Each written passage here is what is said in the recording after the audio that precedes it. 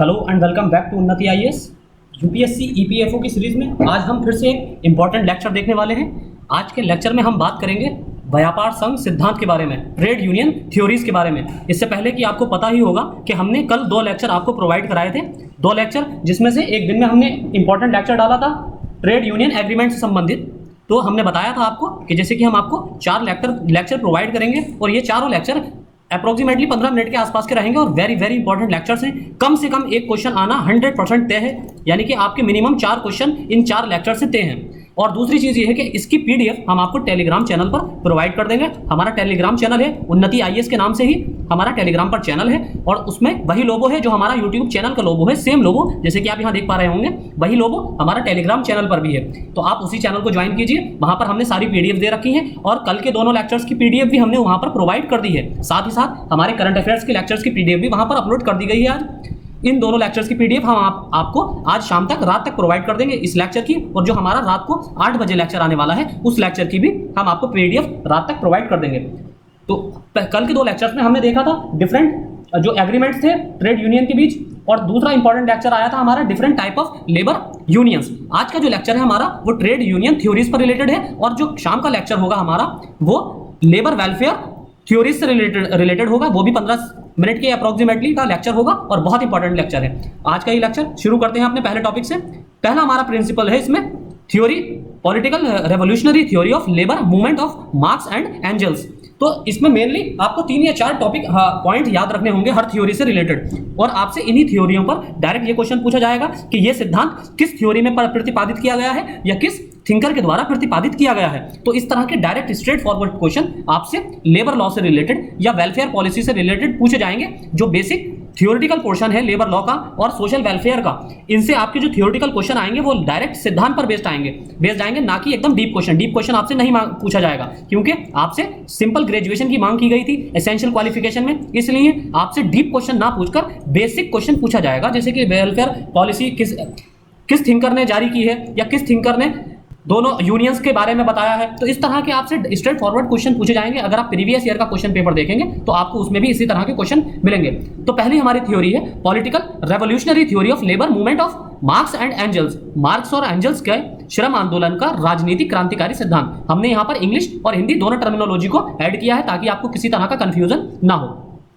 अब यह सिद्धांत एडम स्मिथ के श्रम मूल्य के सिद्धांत पर आधारित है। श्रम मूल्य का मतलब यह है लेबर वैल्यूज, और labour values, principle of labour values पर आधारित है। इसका अल्पकालिक उद्देश्य श्रम के बीच प्रतिस्पर्धा को समाप्त करना है, यानी कि लेबर के बीच जो प्रतिस्पर्धा रहती है, कंपटीशन रहता है, उसको समाप्त करना है। क्योंकि मार्क्स का है ये, और मार्क्स आपको पता है कि समाजवादी विचारधारा के व्यक्ति थे, तो उनका जो लेबर जहां पर इनका नाम आएगा वहां पर यानी कि बात होगी ज्यादा से ज्यादा शक्तियां देने को या सभी शक्तियों का बंटवारा करने के लिए की बात जो होगी वो लेबर के हित में होगी। जहां पर भी मार्क्स की बात आएगी उनका सिद्धांत हमेशा लेबर ओरिएंटेड होगा। उनका सिद्धांत कभी भी एम्प्लॉयर ओरिएंटेड नहीं होगा, एम्प्लॉयर के ओरिएंटेड नहीं होगा, हमेशा लेबर के ओरिएंटेड होगा। इसका अल्पकालिक उद्देश्य श्रम के बीच प्रतिस्पर्धा को समाप्त करना, और अंतिम उद्देश्य पूंजीवादी व्यवसाय को उखाड़ फेंकना है। यानी कि ये कैपिटलिस्टिक थ्योरी के, कैपिटलिस्टिक जो थ्योरी थी उसके बिल्कुल अगेंस्ट थे। कैपिटलिस्टिक थ्योरी क्या कहती है, जैसे कि आपको पता होगा कि वेस्टर्न कंट्रीज स्पेशली यूएसए, तो वो क्या कहते हैं, वो कहते हैं कि जिसके पास जितना पैसा होगा, यानी कि बिजनेसमैन को आप इंटरफेयर वहां पर सरकार नहीं करेगी, गवर्नमेंट इंटरफेयर नहीं करेगी, जो जितनी मेहनत करेगा उसको उतना प्रतिफल मिलेगा। इसके विपरीत मार्क्स क्या कहते हैं, मार्क्स ये कहते हैं कि सभी का जितना भी लाभ का जो बंटवारा हो सभी में समान रूप से हो। इसकी कभी कभी आलोचना भी की जाती है दोनों सिद्धांतों की, क्योंकि मार्क्स की इस संदर्भ में आलोचना की जाती है कि जब आपको पता होगा कि आपको लाभ का बराबर बंटवारा मिलना है, बराबर हिस्सा मिलना है, तो आप कभी भी मेहनत नहीं करेंगे, यानी कि आपको वो क्यूरियोसिटी पैदा नहीं होगी, मेहनत करने की लगन पैदा नहीं होगी आपके अंदर। लेकिन जब आपको पता होगा कि मैं जितना प्रॉफिट कमाऊंगा, जितनी मेहनत करूंगा उतना प्रॉफिट कमाऊंगा, तो आप जाहिर सी बात है, या कोई भी व्यक्ति ज्यादा से ज्यादा मेहनत करने की कोशिश करेगा, ज्यादा से ज्यादा डेवलपमेंट करने की, टेक्नोलॉजिकल डेवलपमेंट रिसर्च करने की कोशिश करेगा। जबकि कैपिटलिस्ट आपकी जो सोशलिस्ट थ्योरी होती है, यानी कि मार्क्स की थ्योरी, उसमें कभी भी इंसान को, व्यक्ति को यह प्रेरणा नहीं मिलती है कि वो रिसर्च और डेवलपमेंट पर पैसा खर्च करे, क्योंकि उसको पता है कि मुझे मेहनत करूं या ना करूं, मुझे पैसा उतना ही मिलना है। तो ये पहली सिद्धांत था। दूसरा सिद्धांत है हमारा वेब का औद्योगिक लोकतंत्र का सिद्धांत, Webbs theory of industrial democracy. अब वेब की जो पुस्तक है औद्योगिक लोकतंत्र, ये ट्रेड यूनियनवाद की बाइबल कहलाती है। अब आपसे डायरेक्ट क्वेश्चन पूछा जाता है कि औद्योगिक लोकतंत्र नामक पुस्तक निम्नलिखित में से किस राइटर द्वारा लिखी गई थी। ऐसा क्वेश्चन पिछले भी बार पूछा गया है। तो औद्योगिक लोकतंत्र इंडस्ट्रियल डेमोक्रेसी की किताब जो है वेब्स के द्वारा लिखी गई है। वेब के अनुसार ट्रेड यूनियनवाद जो है वो राजनीतिक क्षेत्र से औद्योगिक क्षेत्र तक लोकतंत्र का विस्तार है, यानी कि पॉलिटिकल एरिया जो है वहां से लेकर डेमोक्रेसी के लेवल तक इसका विस्तार होता है। ट्रेड यूनियनवाद जो है एक तरह का राजनीति से लेकर लोकतंत्र तक का विस्तार कहलाता है।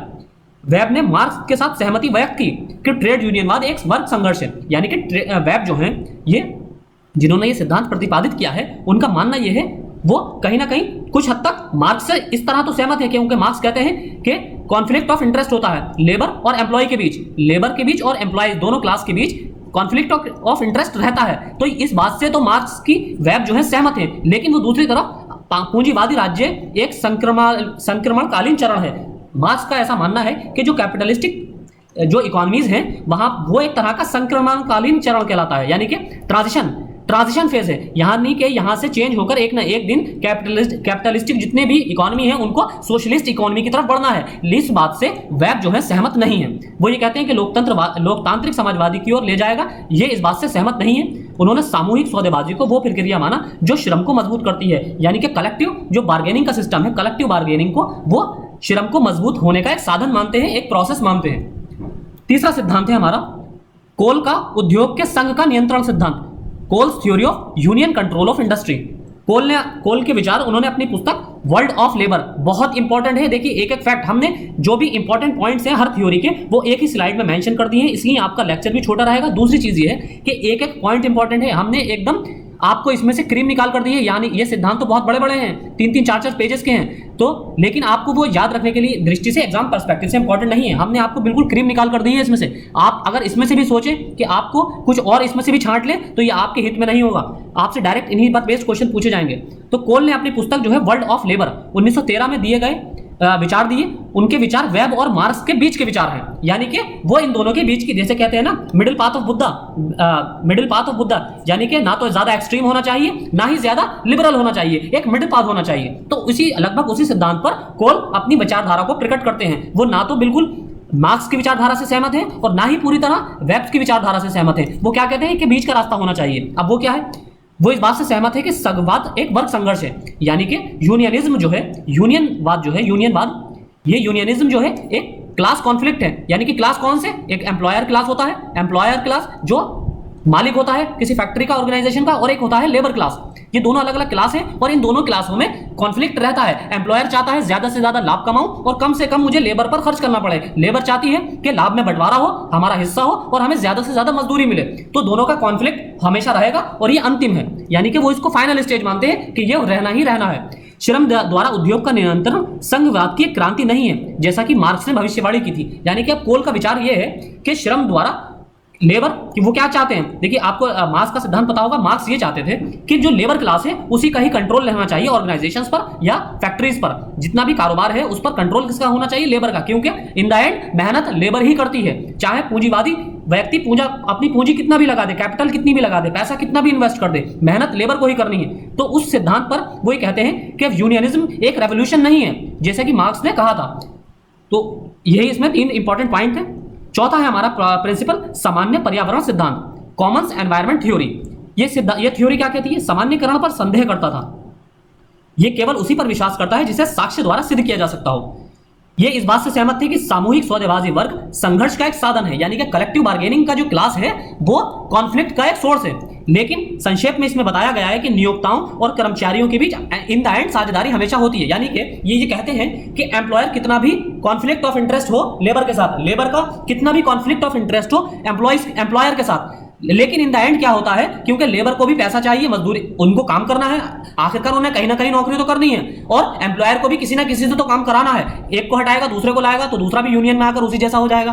तो इस जो थ्योरी है सामान्य पर्यावरण सिद्धांत, यानी कि पर्यावरण का मतलब यहाँ क्लाइमेट से नहीं है, यहाँ एनवायरमेंट, कौन सा एनवायरमेंट, जो इंडस्ट्री के अंदर एनवायरमेंट है, यानी कि एक वर्क कल्चर जो है, वर्किंग कल्चर के आप संदर्भ में इसको समझ सकते हैं। पर्यावरण से यहाँ संदर्भ किसी तरह का एनवायरमेंट पॉल्यूशन नहीं है, यानी कि क्लाइमेट से रिलेटेड नहीं है ये पर्यावरण। ये पर्यावरण है इंडस्ट्री के अंदर का पर्यावरण, यानी कि वहां का एनवायरमेंट कैसा है, वर्क कल्चर कैसा है, काम करने की संभावनाएं कैसी हैं, दशाएं कैसी हैं।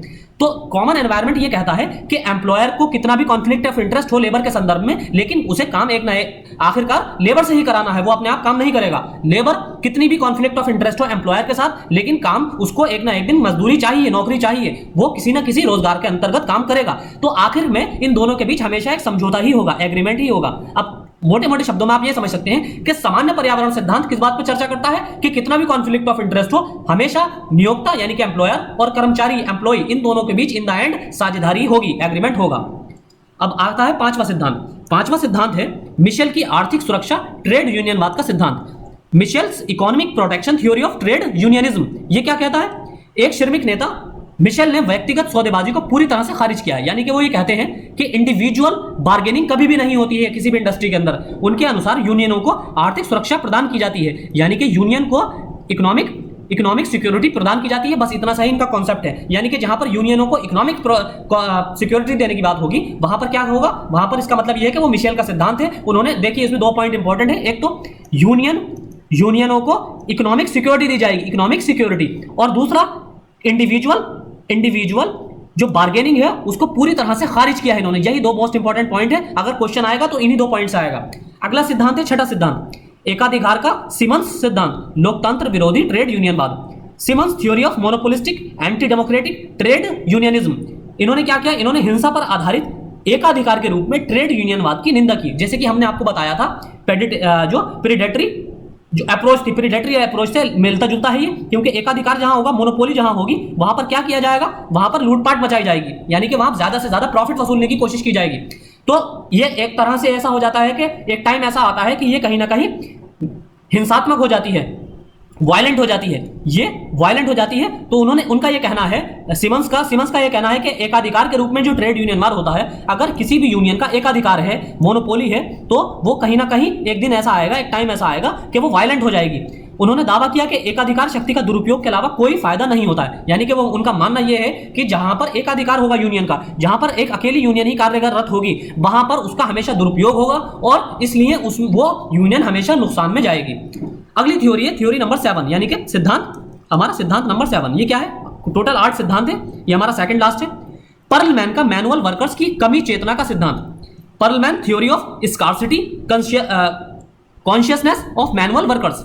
उन्होंने वर्ग चेतना के विचार को ट्रेड यूनियन, यानी कि आपको देखिए जितने भी सिद्धांत थे उनके राइट थिंकर पता होना चाहिए, उनका उद्देश्य क्या था ये पता होना चाहिए, उन्होंने कौन सी अगर बुक कोई लॉन्च की है तो उनका बुक लॉन्च पता होना चाहिए कि बुक कौन सी लॉन्च की है, क्या नाम है बुक का, और किस राइटर ने लॉन्च की, किस थिंकर ने लॉन्च की है। ये आपको 3-4 मेनली पॉइंट याद रखने हैं। इन्होंने क्या कहा? पर्लमैन ने इनका वर्ग चेतना के विचार को ट्रेड यूनियन आंदोलन की उत्पत्ति के लिए एक स्पष्टीकरण के रूप में खारिज किया, यानी कि जो क्लास चेतना जो है, कॉन्शियसनेस जो है, उन्होंने ट्रेड यूनियन आंदोलन की उत्पत्ति होती है इससे, यानी कि ट्रेड यूनियन का मूवमेंट चलता है, यानी कि रेवोल्यूशन आती है, ये इसकी उत्पत्ति का एक कारण इसको मानने से मना किया। यानी कि जो इनका मानना यह है कि जो ट्रेड यूनियन है, सिमन्स का मानना यह है कि ट्रेड यूनियन जो आंदोलन करती हैं, उस आंदोलन की उत्पत्ति के लिए वर्ग चेतना, यानी कि इनके अंदर एक अपने क्लास को लेकर एक कॉन्शियसनेस, इसके रूप को इन्होंने इससे नकारा है, इसे नौकरी की चेतना के साथ प्रतिस्थापित किया। यानी कि उनका मानना यह है कि ट्रेड यूनियन जो है, अगर उनमें मूवमेंट हो किसी तरह का, वो रेवोल्यूशन करती हैं, तो वो हमेशा